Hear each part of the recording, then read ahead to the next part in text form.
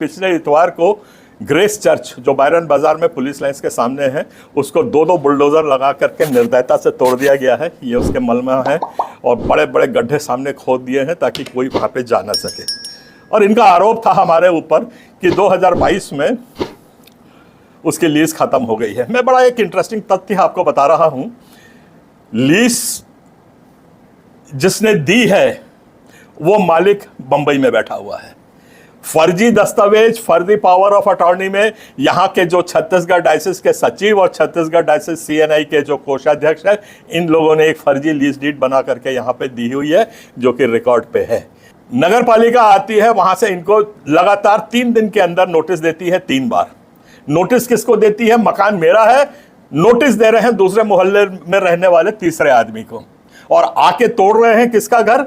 तीसरे आदमी का घर जिसको मैंने किराए पे दे रखा है, उसको जाके तोड़ रहे हैं। ये पूरा हादसा हुआ है। लीज खाली हो गई, खत्म हो गई तो आप जाके किसी का मकान नहीं तोड़ देंगे। हमारा भी इंडस्ट्रियल स्टेट में फैक्ट्री लीज पे दी जाती है, और अगर 35 साल खत्म हो जाते हैं उस फैक्ट्री को जाकर के कोई ध्वस्त नहीं कर देता बुलडोजर लेकर के। हर लीज में पुनः निर्मित करने का प्रावधान रहता है, हर लीज में जो सरकारी जमीन को दी जाती है। ये मेरी बात ध्यान से सुन लीजिए। अगर 2 साल या 3 साल का अगर उसका भू भाटक नहीं भी दिया गया था तो क्या तोड़ने का अधिकार इसके पास है नगर पालिका का? ये बड़ा क्वेश्चन है और हम लोग तो आगे जाएंगे इसमें। कारण इनने बताया है उसको तोड़ने का कि उसमें नक्शा पास नहीं हुआ था। पहली बात है कि नक्शा पास अगर नहीं हुआ है तो क्या उसको आपने तोड़ा है? तो खाली हमारे समाज के साथ ऐसा सौतेला व्यवहार क्यों किया गया है? ये आप एक मंदिर है जिसे आप देख रहे हैं, हम भी उसमें बड़ा श्रद्धा पूर्वक जाते हैं, सामने खड़े होते हैं। ठीक है, हम पूजा तो नहीं करते हैं, पर हमारा भाई पूजा कर रहा है तो बहुत अच्छा लगता है। ये रायपुर के रेलवे स्टेशन पर है। सुप्रीम कोर्ट ने तक इसको ऑर्डर दे दिया है इसको ध्वस्त करने का, पर भावनाओं को कदर करते हुए सरकार ने आज तक उसको ध्वस्त नहीं किया है। हमारे भावना को ना देख करके हमारे चर्च को ध्वस्त करना और दूसरे की भावना का कदर करते हुए उसके मंदिर को नहीं तोड़ना, यह भेदभाव वाला रवैया है। छत्तीसगढ़ का ईसाई समाज ये मांग कर रहा है कि सबको एक तराजू से नापिए। जैसी सुविधा उस मंदिर को मिली है वैसी ही सुविधा आज ईसाई समाज को मिलनी चाहिए। इसको तोड़ने के बाद दोस्तों बड़ी खुशी से बता रहा हूं, आप देख सकते हैं कि हम लोग फिर जाकर के वहां पर कैंडल्स जलाए हैं और जो टूटा फूटा बचा हुआ था उसको साफ किए हैं।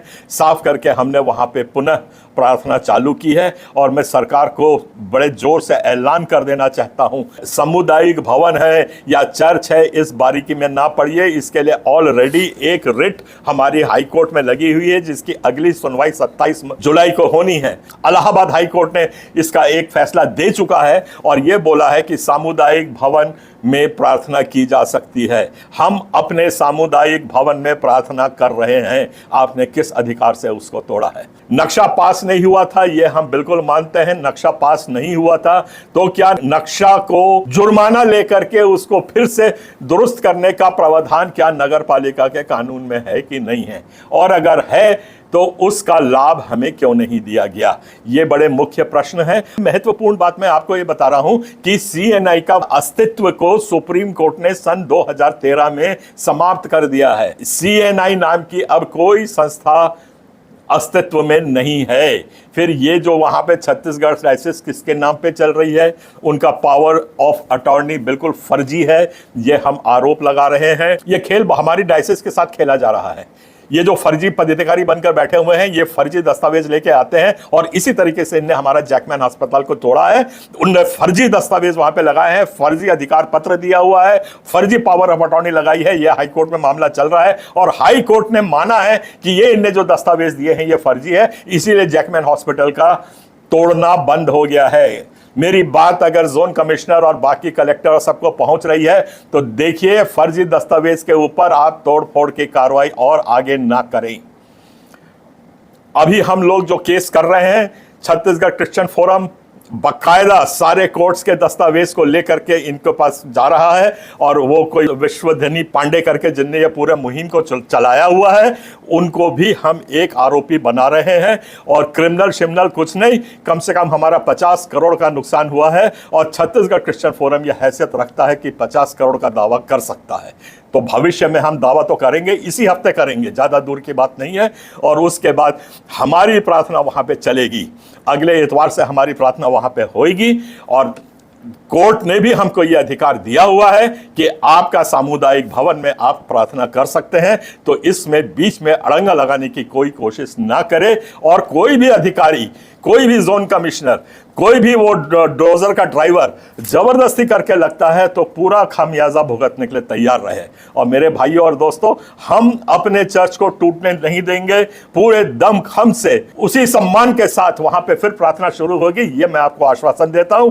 किसी को कोई डरने की जरूरत नहीं है। ऐसी बाधाएं आती हैं वो 10 बार आएंगी। और ये जो CNI डायसिस में बैठे हुए पदाधिकारी हैं, इनका पर्दाफाश करना है, मुंह काला करना है। और इनसे अब मैं एक सवाल पूछता हूं, हमारी आदरणीय bishop CNI diocese Bajrang Dal का लेकर के कागज पहुंच सकती है कलेक्टर के पास, धर्मांतरण विधेयक का स्वागत करके वहां तबला बजा सकती हैं। आज आपके प्रभु का भवन टूट रहा है तो आप कहां चूहे चचुंदर के माफिक मुंह छुपा के बैठी हुई हो? आपको जाके कलेक्टर के पास ये तथ्य बोलने की हिम्मत नहीं हो रही है, या पैसे का बड़ा लेन देन चला है? ये खोज का विषय है, इसको तो हम तह तक जाएंगे ही जाएंगे। आज तक ना चर्च में सामने आई, और शर्म करे वो पादरी वहां पे चुल्लू भर पानी में डूब मरे, उसका नाम असीम विक्रम है। सिर्फ एक वो पांडे करके कोई है, उसने आके वहां पे घोषणा की, ये दुम दबा के छोड़ के भाग गया है। 6 हफ्ते से वहां पे चर्च नहीं लगा है। इसका मतलब साफ है कि आपने वहां का पूरा अधिकार अपना खो दिया है। आपके पास अब उस चर्च में कोई अधिकार नहीं है। आप 6 हफ्ता पहले वहां से छोड़ के भाग गए हैं। वो टूट रहा था तब CNI डायसिस छत्तीसगढ़ उसका मुंह ताक रहा था। आज तक आपने उसमें कोई विरोध नहीं किया, कोई आप लोगों ने उसमें आपत्ति दर्ज नहीं कराई। तो अब ना आप नैतिक अधिकार रखते हो उसमें दखल अंदाजी देने का, ना कानूनी अधिकार उसके ऊपर है। आप लोग सब साथ दीजिए, परमेश्वर के भवन को बचाइए।